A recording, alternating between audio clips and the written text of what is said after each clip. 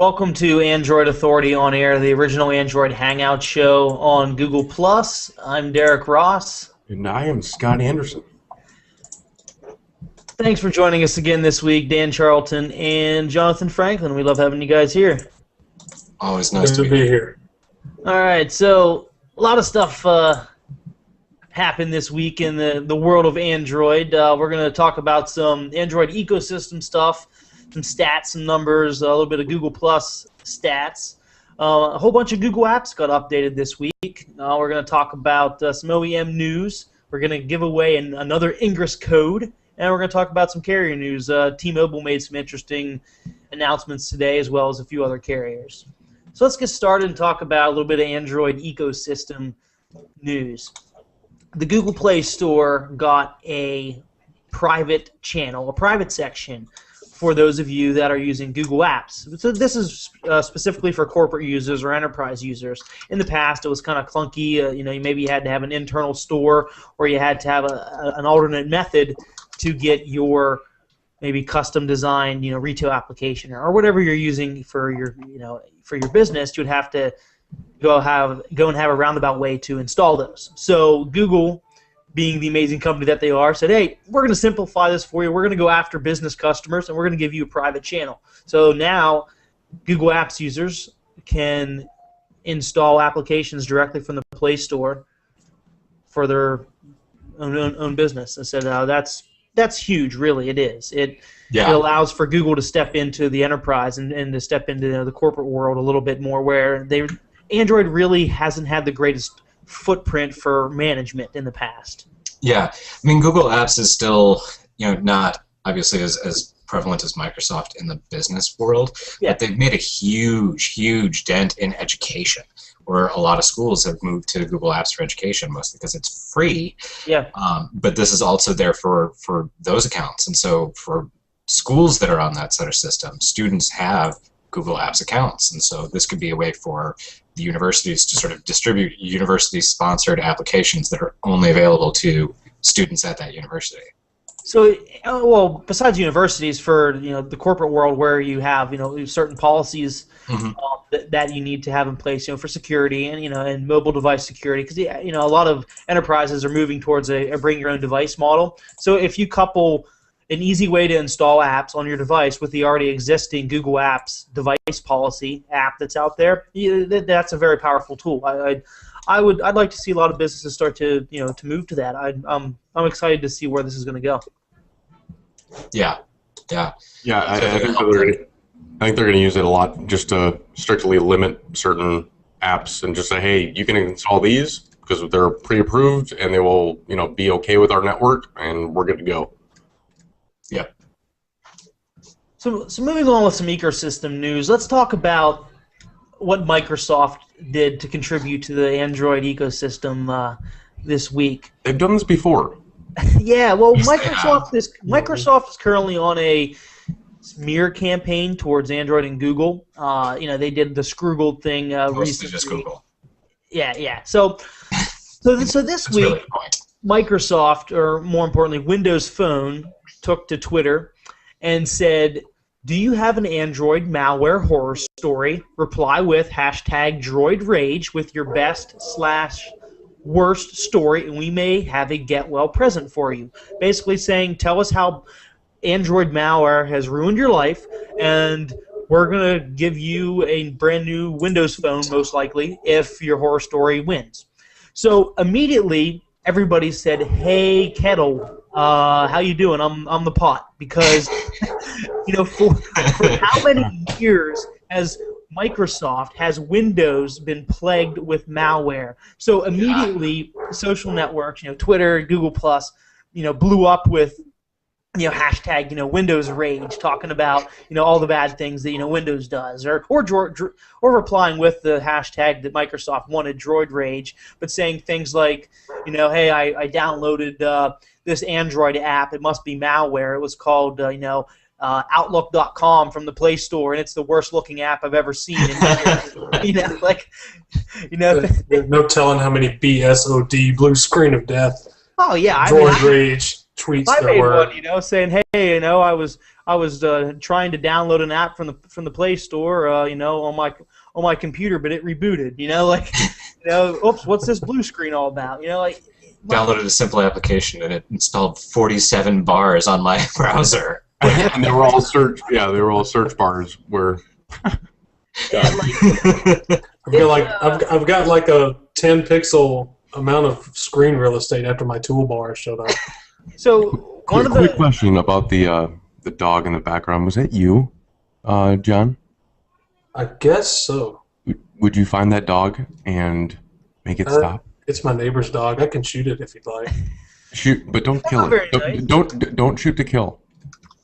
Just shoot it in the knee. Just shoot to scare it away. Yeah, I took an arrow to the knee. All right, so Microsoft completely backfired. I'm sure they got one or two. I'll give them the benefit of the doubt. I'm sure they got a couple replies. Maybe not. I personally have never heard of a Android malware horror story. I'm sure one exists out there. There was some story I heard about of some lady whose child apparently had downloaded everything in the Play Store that had Hello Kitty in the title.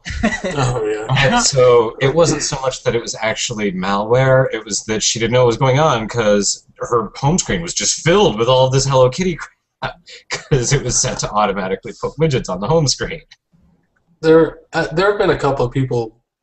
I haven't seen really a lot of malware complaints as much as I've seen people with like the notification ad spam. A lot of people that wrote Skyrim guides, almost every Skyrim like tutorial application would have the notification spam and try to use a lot of ads, and that's probably been the biggest complaint, but I wouldn't really lump that in with malware. Yeah, people tend to not realize that there's a difference between malware and bad applications. Yeah, and Google has mean it's malicious. And Google has went after the developers saying that this is not a good practice at all. This is not something that we approve of. And somebody I saw a hashtag Droid Rage. It made me laugh. Somebody said I tried posting my new Android malware application to the Google Play Store, and it was automatically rejected by Bouncer Droid Rage. I mean, just we had a little bit more depth on that story. They continued to provide steps for Android horror stories. Step 1, wait for your Android phone to get infected with malware. Step 2, recover from SMS scam bill shock. Step 3, skip steps 1 and 2, buy a Windows phone and connect with people you care about instead of some hacker plotting in a dank basement. Now, wait, Windows Phone said this on Twitter? Mm-hmm. Yes, this was the precursor before Droid Rage. Yeah.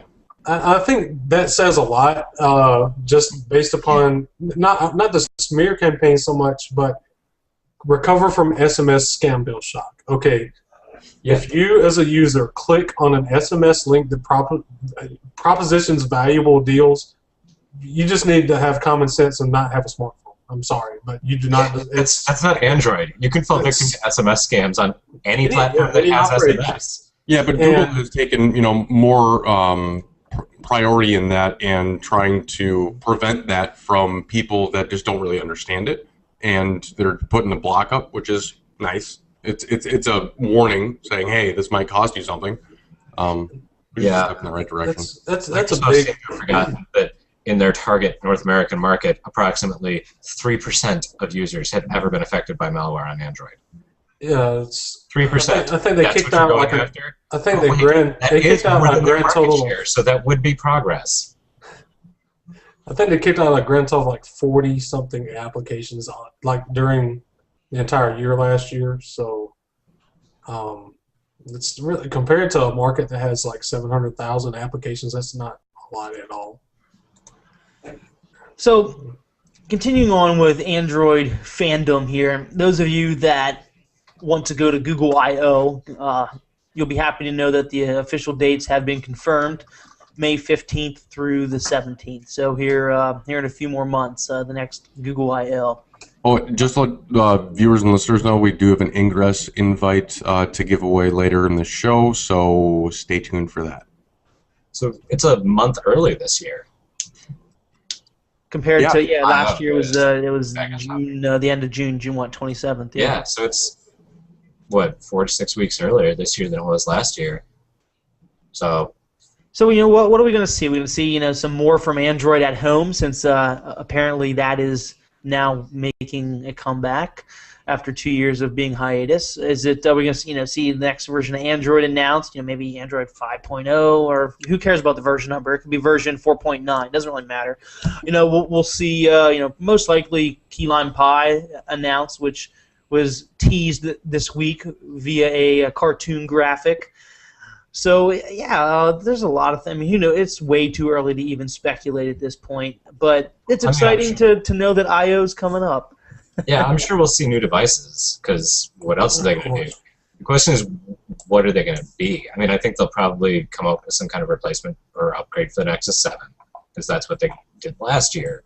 But then I think they're probably going to push into some of the other areas, not the obvious smartphone and tablets. How about, Dan, that rumored 11.6-inch touchscreen laptop? Things like that. Laptop or Chromebook? Chromebook. Well, I wouldn't call it a Chromebook yet, because we don't know if it's going to. I don't think Google would want to push out something that's not a Chromebook or a Android tablet or an Android phone. However, there is rumors speculating that Google is talking to suppliers and looking into having their own branded 11.6-inch tablet with a touch, or not tablet, notebook with a touchscreen. What? They have been submitting a lot of commits as far as trying to get touch interface on the Chrome OS in general. I don't know how soon. So, are we going to see some type of marriage between Android and Chrome OS in the near future? Who knows? But a lot of speculation, a lot of time to hash things out and try to figure out what the hell is going to happen. Well, I mean, if you really think about it, there is kind of a marriage going on right now. They're engaged because, all the content's the same. And, I mean, you pretty much have everything on your phone as opposed to on your Chromebook. Pretty much. Maybe from a Google Apps standpoint. Yeah, that's what I'm talking about. Angry Birds and Cut the Rope, but I know, but I think one of the applications we're about to discuss a little bit later is a key to that too. So, all right, so let's move on here. Let's talk about some usage statistics here. It's the beginning of a new month, therefore we have new usage statistics for Android. No surprise, 50% of the market is still gingerbread. That's unfortunate, as gingerbread is old. 2 years old. But hey, it's slowly getting eaten away by Ice Cream Sandwich, which is now up to 27.5%, and Jelly Bean, which is trucking right along at near 7%. Yeah, that's impressive for Jelly Bean. Considering how slow ICS was, Jelly Bean is moving a lot faster. Yeah, definitely. All right, so let's talk Android-related news. Let's talk about some Google Plus stats that was released the other day, Scott. Okay, so Google Plus stats: 500 million upgraded users. Now, the definition of an upgraded user is they have an account, correct? Well, it's somebody that migrated their YouTube account over. There's basically anybody that's associated a Google Plus. There's somebody that plus one's an account on the Google Play Store, or I'm sorry, plus one's an app. It's somebody that plus one's a website.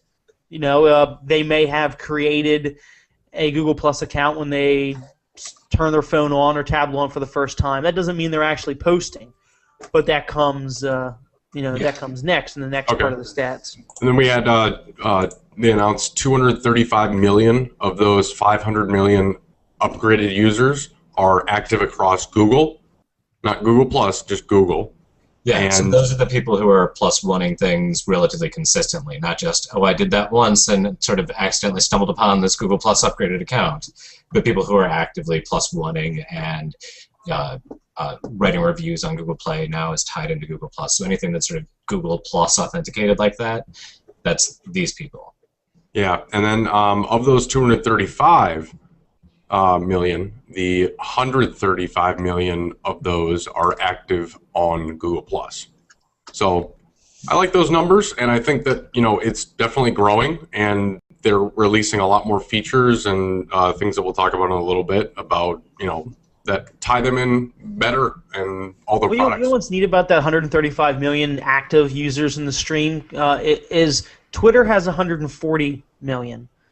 So, for argument's sake, you can just say that Twitter has the same amount of active users that Google Plus does. 5 million's nothing. And you can make the argument that 90% of Twitter are bots. Yeah. Well, I mean, they literally just auto post links. Yeah, and that's considered an active user that just auto posts things, and you can't auto post on Google Plus. So, yeah, which so it's plus true. That 135 is publicly active. So if somebody is active but always just privately posting, that is not counted. Which I know. Exactly. And there's a lot of people that do that. There's a lot of people that only share to circles. I get people. I would say at least 5 million to put it on parity with Twitter. Actually, 2 or 3 of you that I know that are probably watching this share stuff to me right now all the time in limited posts. Trevor. Yeah. Oh, there was my DNA ding, which we'll talk about in a minute. All right, so getting back to some more stats. All right, so Google Plus released Google Plus Communities. I just was introduced to this. Derek, you want to explain it a little bit better? All right, so this is my very quick and dirty thing. I mean, most likely, if you're watching this now, you've been playing with communities the past hour or so, and you realize that there's 417 billion Android communities already available, and that'll eventually weed itself out, and you'll find your own niche and everything. But so, in my opinion, this is definitely an opinion here. Google Plus communities are Circles 2.0. I'm coining that phrase right now. So initially, Circles, in the very beginning, people really didn't know what to use Circles for. So we were categorizing people on Google Plus. Hey, Dan posts a lot about Android. I'm going to put him in my Android circle, or I know he loves Android. I'm putting him in my Android circle. So I have all these people that I know that love Android. I know they post Android stuff. They're in my Android circle, and that's great. And that's how I organize people. But for reading, circles aren't that good because Dan posts a lot of politics. Dan posts a lot of anything Dan wants to, including Android. So if I click on my Android circle, I see all of you that post your Android stuff, but I also see your Catterday and your Ginger Thursday and your whatever the hell was, Waterfall Wednesday. I mean, I see everything, and that has nothing to do with Android, but besides the fact that you're in my circle about Android.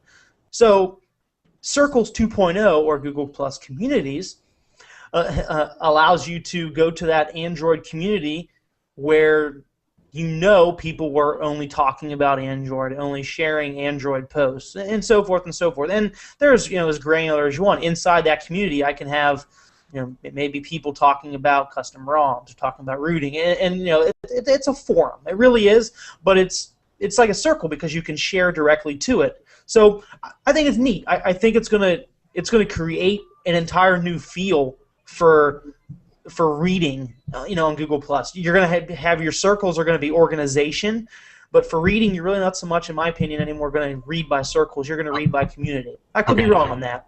I have a Circles 3.0. It'll be even deeper into Google Plus communities. So let's say I have in my Android circle 200 people. And of those people, 100 people are, they post Android stuff in the Android community. Okay? If you went to the Android community page, show only people in your circles, and you got your stream right there. Right? Yeah. Yeah, it's a good way to do it. It'd be nice. Yeah, I mean, that seems like it could just be a filter, toggle on and off, limit to circle, don't limit. Yeah. Mm-hmm. And then if you want to be introduced to new people that are talking about Android, then you turn it off. Yeah. Very simple, easy way. You can discover all you want, and you can just kind of stay to your own things if you want. Also good parental control. Yes. Yeah. Very true. And I guess the next question is how soon is community is going to make it to the mobile applications now? Yeah. Until you can really make it legit, where you can. The mobile app yet. Personally, I think that they need to focus on other things for the mobile app, like bug fixes and stupid stuff that's happening. But I'm wondering that's why they're holding off, maybe. Yeah, I mean they're making progress, but it's just not there.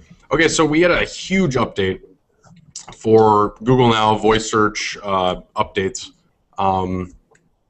First of all, it's a lot faster. You guys agree with that? Speed increase, to be honest with you. I just installed the new card editions and voice editions.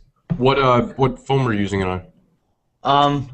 I'm using it on my HTC DNA as well as the Nexus 7. Okay, so that might be why. My Galaxy Nexus has got a lot faster compared to what it was. Oh, yeah. See, it was always fast on my Nexus 4. I didn't get to see it on my Nexus 4 since I sold it a week ago. But let's get into these updates here, Scott. So we got a lot of new cards. The integration with Google Now is increasing at a very rapid rate. Google Goggles is going to die very soon, and I'll get to that. Events nearby. So let's say there's a Vikings game coming up versus the Bears. That's one of the events. You click on it, and like local bands that are playing. I don't know what else was in there. I see tons of sports that are up to an hour and a half, 2-hour drive away because I don't have any too many local teams. But yeah, so I see them all over cards. So comedy shows, things like that. Yeah. I'm seeing around downtown. Yeah, so. It's very cool. Yeah, and then suggestions to help you with your research. This is like if you're doing some research projects for school, or if you're just interested in something and want to do research on it. Kind of a cool feature, although the links do not open on your desktop, which is kind of annoying, but they'll fix that. Now, Scott, now let's say, so you're searching on your desktop, right? So you're searching about something, and so suggestions to help you with your research pops up on Google Now when you're looking at your phone later and you're out and about. You click on the link, it opens up in Chrome. Then when you get home, you use the little other devices in Chrome and bring that in from your phone onto your desktop computer. Yeah, but if you share that link to your desktop, it doesn't work. Okay. I haven't tried that yet. Good to know. Yeah. Boarding passes from Gmail, United only. Basically, that's with a QR code. Yeah. Yeah, I'm flying here in a week. On United? Maybe I'll be able to tell. I don't even know if it's United yet. Honestly, I don't have my boarding pass, or I don't even know what flight I'm flying out on. If it is United, I'll test it out. That is a direct competitor with Apple's Passbook. So it's kind of interesting that they're just saying, hey, we'll put that in our app and, we'll compete with you and do that, We don't even need to make a new application or little system of our own. We're just going to make it happen. Yeah, we're just going to pull it from Gmail and put it in something that is relevant and is location searched and, time aware. And then we have search by camera. You can actually search museums, shops, pretty much anything. Which is Google Goggles. Yeah, it literally is. And in Google Now, you can just, in the search, say scan, and it'll pop it up. And it works just fine. It's kind of cool. Google Goggles is going to be gone here within, I say, 6 months to 8 months. I think you still have to keep it around for people that aren't on ICS or Jelly Bean above. That's very true. Yeah. Okay. But it's definitely getting integrated into an existing platform. Because Google Now, Google Search, the knowledge graph, everything. I mean, that is an existing platform. Yeah. Weather at upcoming travel destinations. I like this, not necessarily for travel, but like when I'm going to be going to a different city. I guess you can call it traveling, but for like a meeting.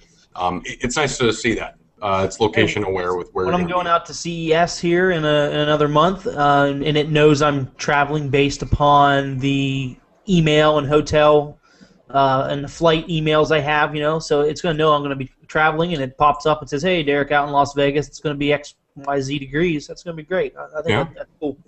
And then approximate monthly summary of walking and biking activity. So the walking activity we did see, it was orange around Halloween, I believe. I don't know how they're going to do the November 1st. Biking was already in there as well. If you biked or if you walked, the pedometer. How do they determine if you bike or walk? Well, I'm going to guess without. Maybe a fast walker, but the slow. It has to deal with GPS tracking your speed and the accelerometer, I assume. Okay. Interesting. I mean, your phone has all sorts of gyros and accelerometers in it, so it'll let you know. Thingamabobbers. And then another nice integration, but it's not there yet, is birthday integration from Google+. Now, it's there. I haven't seen it. If I pull it up right now, I guarantee you I have 4 or 5 people's birthdays right now. Yeah, but not in your contacts, just Google+. They are 100% just in Google+. Yeah, and that's what I'm saying. It would be nice to have my contacts that are not on Google+ pulled in there as well. My calendar, contact calendar for birthdays. It'd be nice if they pulled everything. I'm surprised they don't actually pull it from Google to support instead of people Google that aren't using their platform. Agreed, but okay, maybe they'll force people just to use that. I'm surprised they don't back-end that data point with calendar, though, and not with... Yeah, but to Derek's point, they do want more people on Google+, so that makes a good point. Right, but the Google Plus birthdays are already populated on your calendar, making that a better data source since it encompasses all that's on Google Plus other stuff. It'll be interesting to see where this goes. They could definitely pull it from different areas. Okay, voice actions. Got some new voice actions. You can post to Google+, say post to Google+, and then say whatever you want. That's kind of nice. Now you can also say post to Twitter and it works. You can also say post to Facebook. It does not work. So apparently these are unsupported, undocumented features that are coming in the future. That's probably why it doesn't work, or because someone commented earlier that that's because the Facebook app doesn't work, it has a bug, or does sharing to it doesn't work too well, or something like that. But post to Twitter, if you have the official Twitter app installed, it 100% works. Cool. And then also, what's this song? You can say to find the song you hear. The problem I see with this, it did work for me, and Derek, I know it didn't work for you, correct? Yeah, I'll rant about that in a second. You go ahead and tell your story. Well, the problem that I see about this is, let's say you're listening to music. How is it going to get your voice while the music's going, and you're going to search for it because it's going to be in the track, and they're going to pull the music from behind, and it's going to get all mumble jumbled. So it all depends on how loud your music is, Scott. Yeah, if you have to shout at the phone to get it to you in the first place. If you're holding your phone up saying, "What song is this?" then yeah, you probably need to turn down your music. Okay, first of all, that'd be kind of cool if you're like at a concert or whatever. It's just really, really, really loud. Okay. But so let me talk about that. So this came out yesterday afternoon. I was like, yeah, all excited, gonna test it out. What song is this? Boom, Google search, force closes. Huh, that kind of sucks. Try it again. What song is this? And it just recycles the prompt. Okay, let's try it again. English? Yeah, well, no. So I keep saying, what song is this? And every single time it either force closed or it cycled back, like it didn't even hear me. And I talked to a few other people that had the HTC Droid DNA, and it seems that it is a HTC Sense issue, and it's not entirely a Sense issue. Like Sense is bad in stopping it. It's the fact that Sense, or the current version of Sense, doesn't include files needed to do that. So I started thinking, and I was like, well, it's using Google Ears. It's using the sound search widget basically to be able to do that. So I sideloaded the Google Ears APK onto my phone. I said, "What song is this?" and it worked last night. Interesting. And then at some point, after some of the people that I had talked to, they had then contacted HTC and Google, and I don't know if it was because of them contacting them or not, but Google server-side patched it that now the HTC Droid DNA, it doesn't do anything at all. It says this feature is not supported on this device. So, it worked 100% fine if you sideloaded the APK, but not everybody knows how to do that, nor should they have to do that. So Google did the right thing, so their app wasn't appearing to be broken. They disabled that feature server-side. So even if you do have the APK sideloaded, it's not going to work until Google changes it on the back end, saying these devices are allowed to. But I don't see them doing that until HTC decides to push out an update to include the Google Ears APK.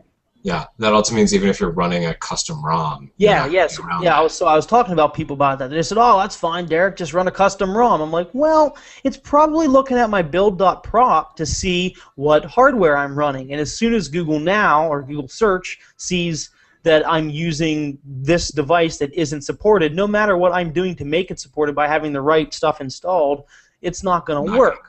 Yeah. So what am I going to like edit the build up prop to say I have a Galaxy Nexus or something just so I can use that feature? That's what you'd have to do. You'd have to, as long as your device reports itself as being a Droid DNA, it's not going to work. Yeah. So I would assume eventually that's going to be fixed, but I mean, that sucks. That's a cool feature. But you know what?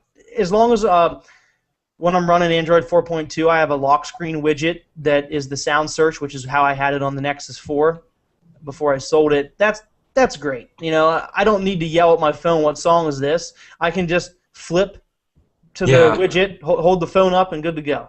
I mean, the better solution might have been to just push that APK as a standalone app on the market.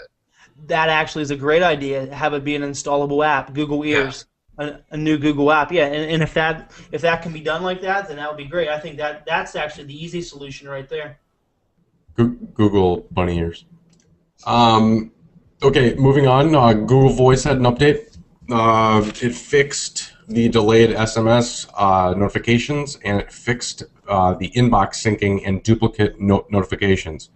Thank God it has fixed it. It was terrible for the last since I get a notification and I have like 180 something text messages from someone. So what we get from this is we know that they get the bug reports and they get the feedback. So they're listening, but they're just not implementing what we're asking. They're just fixing things. Interesting. So we had some other app updates. Like I said, this week was a Google app update.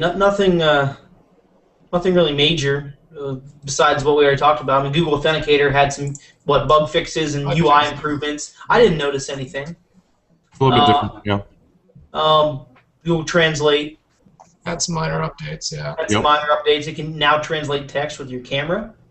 They could do that before. Then they did update. With more languages. Nice. YouTube for Google TV had an update. No updated change logs. We don't really know exactly what, but hey, it's probably bug fix, minor improvement, whatever. You know, we like the minor improvements. That's fine. Dropbox, you can move files and folders. That's an awesome update. Something that was lacking on before.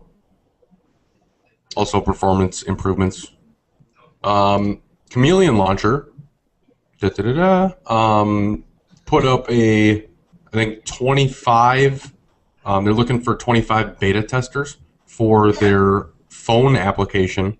They already have all of them, all of the testers right now. But I'm kind of excited to see how they do this and future updates for it. What do you guys think? Yeah, it should be interesting. I mean, I think they really haven't gotten the third-party involvement in the widgets that they really need. And I think being tablet-only is limiting for that. So hopefully going to the phone will help things move along. Phones are definitely a bigger piece of the pie as far as getting adoption. So yeah, and going back to Google Voice, Eric Kaufman does make a good point. He says that he thinks that they're in a fixed mode only because they're working on their consolidation of communication apps into one, which I really, really hope so, Eric. I really hope so. I think that's probably what you're going to see. Yeah, I hope a lot of time and development is going into that. Me too. It's definitely a problem.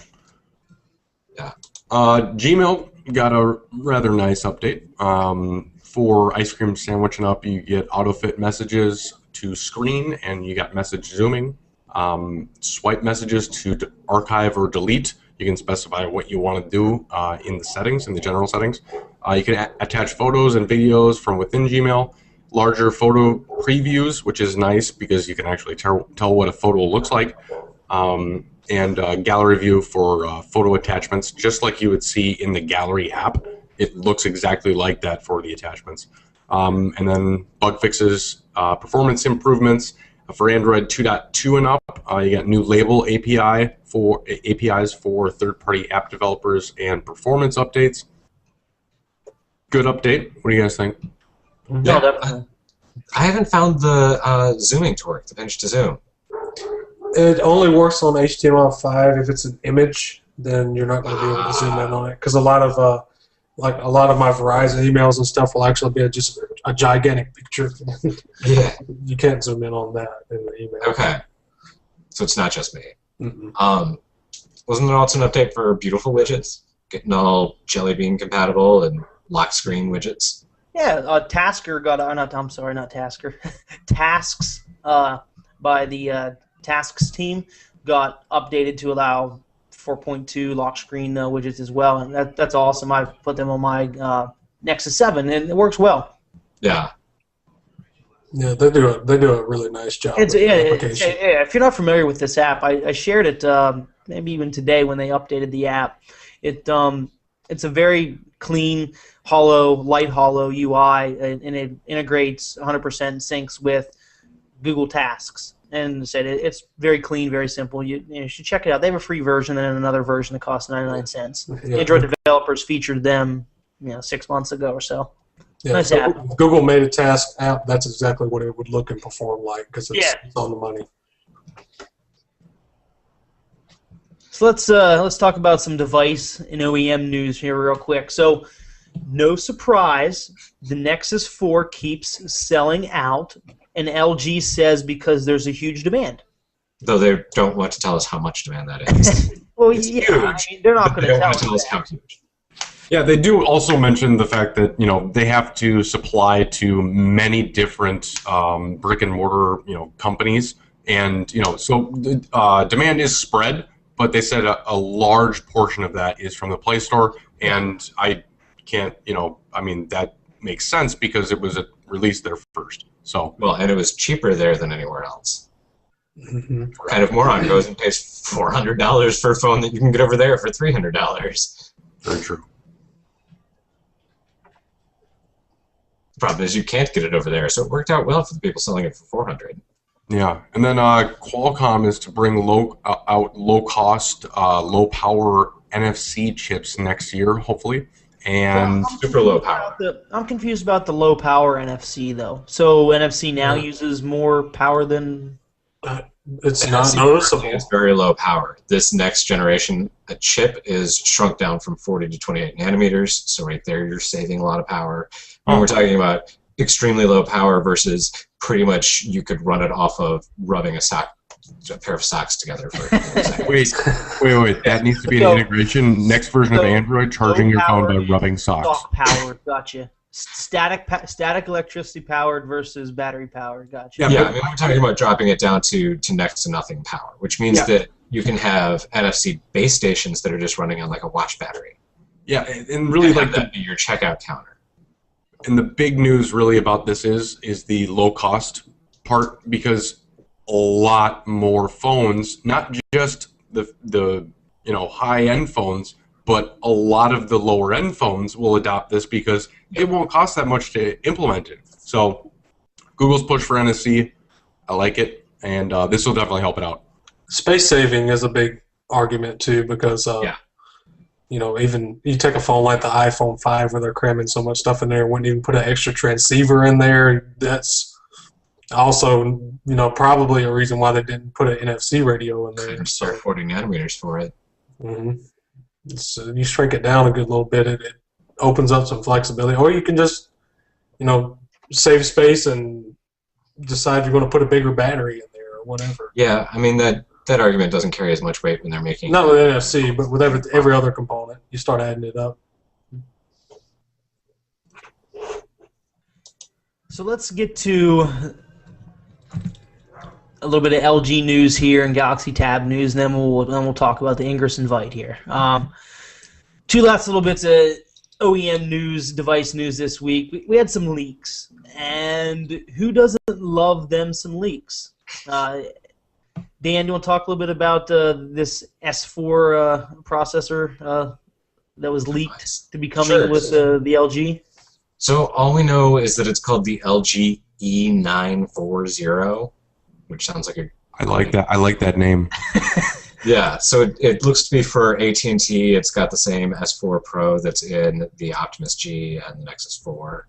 So it's going to scream, right? And it's going to have a larger display. 1080 screen, which I suspect is in the 5-inch range. So it's going to be a little bit bigger than the Optimus G or the Nexus, but it would also be 1080 like the Droid DNA.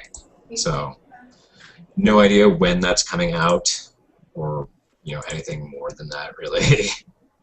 And then the Galaxy Tab 2 10.1 is finally getting Jelly Bean 4.1.1, so only slightly behind, but better than the ICS that it had yesterday. All right, and the last little bit of information here, the Galaxy Tab 2 10.1 is finally getting Jelly Bean. Oh, okay. So, I wasn't paying attention, to be honest with you, as I was talking to my wife. We do that to Dan sometimes. I was telling her goodnight. Okay, so the moment you've all been waiting for, the Ingress invite code. We're just gonna do this and cause a whole bit of frenzy here. So each week we do a little bit different when we give them the Ingress invite code away. This week is actually thank you to Scott Anderson. He has an extra code to give away, so thank you, Scott. So what we're gonna do is, if you're watching on YouTube, you're watching on my reshare, Dan, Scott's, whoever, somebody's reshare, we'll give you a few seconds here to go ahead and go to the Android Authority post, the original post. And while you're viewing that original post, you want to scroll down to the very last comment, because I'm going to post the Ingress code there. So while you're going ahead and finding the original post, those of you that are already there, I want you to pull out your Android phone or tablet, whatever you're going to use. Or Droid Dix. Or the HTC Droid DNA. And open up your Ingress app and go ahead and go to the enter passcode, the enter activation code screen. And I'm going to copy and paste this in there, and you guys can fight over it. And congrats to one of you lucky winners. And I just ask that you please let us know who you are, so we can congratulate you, and as well as so people can be upset with you that you won and they didn't. So the big question is are you going to join the Resistance, or are you going to join the Enlightened? Let us know. All right, so I'm going to put the code in there. Everybody should be there. Everybody should be waiting for it. And refresh your engines now. Start mashing that F5 like you're buying the Nexus 4, or you're getting the new communities on Google+. So I'm assuming right now you guys are frantically typing that code in, Y4FEKZ6G. Congratulations to the lucky winner for Ingress. Let us know if you're a member of the Resistance, if you think XM is bad for humanity and the Shapers are bad, or if you are the Enlightened and you think that this is the evolution of humanity. Dun, dun, dun. Or if you're one of those people that just wants to get an invite because you want to say that. Yeah, or you just want an invite so you can say you're cool, you know. All right, so let's talk about some carrier news. Dan, since you're rocking T-Mo, I want you to talk about some T-Mo news for us. Yeah, so they have been rolling out HSPA Plus on their PCS, their 1900 megahertz holdings. So updating basically from 2G to 3G, which sounds silly when everybody's moving to LTE. But the background information on that is that they're building the LTE support. They just haven't sort of turned it on and enabled it yet. But they're now up to 18 markets that they've pushed out HSPA Plus over PCS. So that's 18 markets that the iPhone will get high-speed HSPA Plus on T-Mobile instead of getting slow-speed Edge on T-Mobile. And speaking of the iPhone, T-Mobile is apparently going to start selling Apple products in 2013 as well.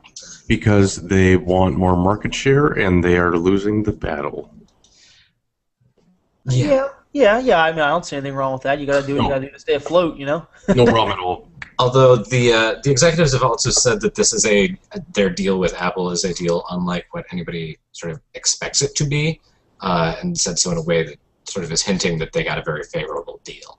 So it sounds much more like T-Mobile is. I mean, T-Mobile's been planning on doing this Spectrum reframe. A lot of people are trying to pitch it as this is what they're doing it just to get the iPhone, but realistically, they're doing it so they don't have to carry a 2G network around anymore because, we're all rolling out LTE. Who wants to be dragging this Edge network around?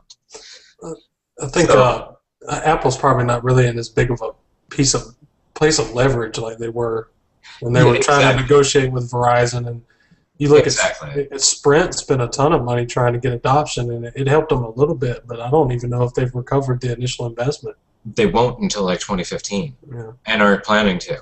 And T-Mobile's not ready to take that kind of a hit, and so they're in a position where they can say, you know what, we already have 1 million iPhone subscribers. That's 2% of all T-Mobile subscribers are using unlocked iPhones. They're upgrading the network either way. So, they could very much, just go bulk buy iPhones directly from Apple like any other consumer and then resell them at cost as unlocked devices. So Apple really just doesn't have the bargaining power against T-Mobile that they used to.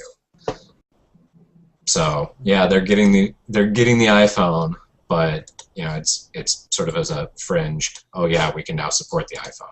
Yeah. AT&T is planning to roll out LTE Advanced. Yeah. Right? In 2013. Yeah. So, did you see that article about Verizon and their speeds that they were testing, and theoretically with their 500 megabits, that's ridiculous. Oh yeah. No, LTE Advanced is substantially faster. It's also worth noting that's what T-Mobile is planning on rolling out in the first place. Okay. So I'm freaking excited about it. Oh yeah. That means T-Mobile, once they roll out their LTE, they're going to have HSPA plus 42 as their backbone. So not falling back to CDMA like you do on Verizon, or to AT&T's comparatively slow HSPA plus, or to Sprint's CDMA, but falling back to 42 megabit HSPA plus. And then on top of that, you get LTE Advanced that already has built in all of the support for transferring voice calls handoff directly from voice over LTE to HSPA plus to GSM. I really, really, really hope this type of technology shakes up the data cost, but I can also see it as them keeping it the same and just taking advantage of, hey, businesses, why do you use an expensive landline now? Oh, yeah. We have the same speeds, if not better, and you can be mobile while using it. Yeah. I see that, them making a lot of money off businesses in regards to that. So, yeah, they're still going to have problems because there's still, very high usage people that just can't afford to drop down to a 5 gigabyte a month limit that they can afford, right? I use anywhere from 1 to 200 or even 300 or 400 gigabytes of traffic a month on my computer. I can't, I couldn't possibly afford a Verizon LTE plan that would do that. I don't think Verizon, if you had the people that do landlines, I don't think they have enough spectrum to honestly support that like a landline could either. Not anywhere near that to be. It would be great for mobile businesses though, like Scott said. If the construction sites and places like that would be instantaneous. Pretty cool. Pretty much kill your whole, kill your home business in the process of not having to have. Yeah, and think of pushing that speed in your battery a couple minutes. But yeah, AT&T also added 6 more LTE markets. They're playing catch up very slowly but surely. We'll see how that. And the LTE towers that they're rolling out, Dan, those can be upgraded to LTE Advanced pretty easily. Is it brand new hardware? Yeah. Okay. Yeah, they and Verizon both are building on release 8. The first release that is considered LTE Advanced is 10. That's what T-Mobile is rolling out. Okay. Sprint is also using 8. I can't remember if it's Verizon or Sprint that's done some other things to sort of take some parts of the further up releases out of it. But yeah, no, they're all going to have to do actual physical hardware updates at all of their sites. Okay. It might be more or less a firmware update, but it means going to every tower and physically making changes there at the tower. So ultimately more investment for the upgrade as opposed to a simple switch. Yep. Okay. So slower rollout. Yeah. Yeah. Whereas Sprint with their network vision has planned ahead in a way that makes it very, very easy for them to make those kinds of changes because they have a very modular sort of structure to their network now.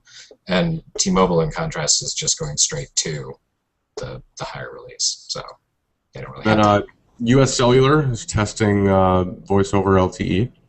Yeah, there's been a lot of speculation that that's very bad for battery life. Yeah. Yeah, I saw some studies done on it, and they didn't look that good.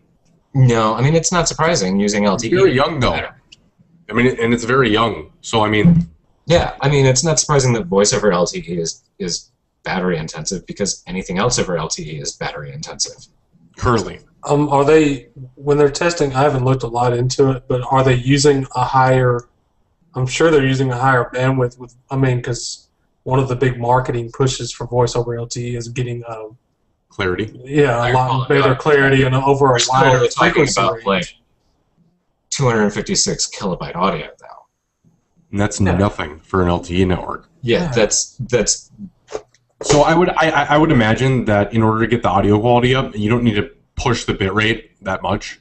So it wouldn't really be that much of a data intensive. There would be no reason to pull a 10 megabit or a 1 megabit, bandwidth for a, voice line. Yeah, we're not sending WAV files over the... Right, I mean, you wouldn't even hit that limit doing video chat. Yeah, that's true. And then Dish is rumored to sell phones at Blockbuster. Yeah, weird rumor. Don't understand that at all. Well, Dish is continuing to try to get into the mobile market. I don't really know how they expect to sell phones at Blockbuster, though. That's so strange. More power to them, but I've seen like one Blockbuster store in the last year. I've seen more shut down than seen functioning ones at this point. Demolished. Yeah, I think Blockbuster is going to see its end before the end of 2013. Mark my words.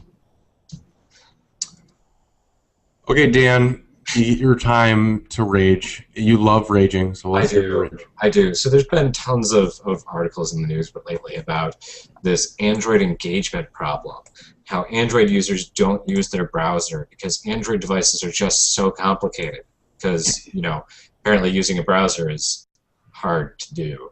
It's difficult. On Android because it's more Android-y and less browser-y than anywhere else. I don't know. The bottom line with this is, well, everybody's freaking out about how, oh man, Android has so much more market share and so much less browser share. What's wrong? Why don't people use their Android devices? What they're not following up on that is Android users use more data. So clearly they are using the internet more, they're just not using the browser. So if you're using your Facebook application, for example, and not facebook.com in the browser, that would be you using your device but not browsing. And that's another big problem. Every browser on iOS reports as being iOS. Every browser on Android does not report as being Android. The stock AOSP Android browser does. Some OEM replaced browsers will. Chrome for Android does not. Firefox for Android does not. I don't know about Dolphin and Opera. I think Opera actually just reports generically as being WebKit, which then usually gets reported as being Safari. I mean, the amount of browsers that there are for Android is ridiculously awesome because people have so much choice, and it's so hard to compile all that data of so many different types of apps. A lot of those Android browsers report as being iOS, and then a lot of them report as being a desktop browsing client. Plus, Android browsers will let you actually actively go in and change your browsing client, so you can switch between iOS, Android, desktop, and various others. So, I would say probably half of Android devices aren't reporting as being Android devices when they're browsing. I think another thing to take into account is some of the restrictions, because Apple doesn't allow you to do things like in-app purchases. So if you want to buy a Kindle book, you have to log on to Amazon.com and go buy your book, and then open up your application to sync up whatever book you just purchased. And publishers like Amazon are forcing you to go through the browser to do it because they don't want to give Apple a cut of the sale. Or you have to do certain things if you want to share a news article with an application that's not baked into Apple's hard coding. You're going to have to open it in a web browser, and you're going to have to copy the link, and you're going to hit home, and you're going to open up the app and make a post from there instead of just hitting a share intent. And so much stuff that you have to do through the browser in iOS because you can't just do it natively. Yeah. Whereas in Android, you can let one application talk to another application. and you don't have to go through the browser. That's a lot bigger usage scenario than I think a lot of people take into account, because most people just, most people on their phones they're reading news articles, they're reading books, or managing media, or shopping, and that's about the extent of what the average user does. Yeah, I didn't think about that. That's really good. Really good point. All right. Well, I think that about does it for this week. I know that last week we didn't have SoundCloud posted or audio posted. Apologize for that. We had some technical difficulties. Large part was Google was lagging behind, but to get by that. So if you guys want to not view us on YouTube, you can always download our podcast on SoundCloud, which actually they just updated their mobile app. Looks a lot different. So if you use SoundCloud to listen to our podcast, it's pretty cool if you want to check it out. Also, we're on Podbean. Also, if you want to see the RSS feed, you can go to androidauthority.com. Bottom right is going to be a little section called On Air. Click that, and you see posts about a day after, kind of summarizing the show and all the links to the different places you can find our information. All right. Thanks, guys, for watching, and be sure to check us out on various social networks and channels and everything. Have a good evening. Good night. Good week.